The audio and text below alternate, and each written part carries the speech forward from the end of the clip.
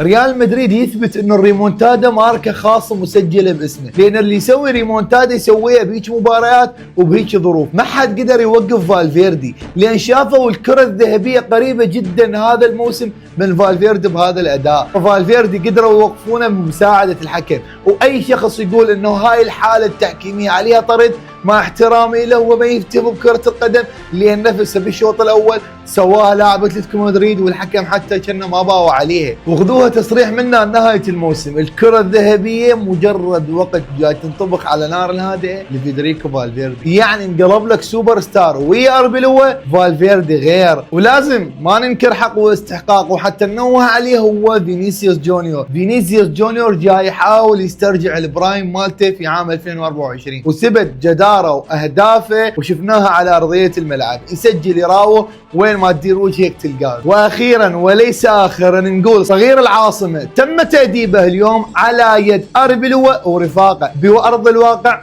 على مباريات كره القدم، تندفن بريال مدريد وبداخل سانتياغو برنابيو. فالف مبروك للنادي الملكي، 3 نقاط ثمينه وتقليص الفارق امام نادي برشلونه، والقادم افضل. ونرجع ونقول دائما وابدا هلا مدريد.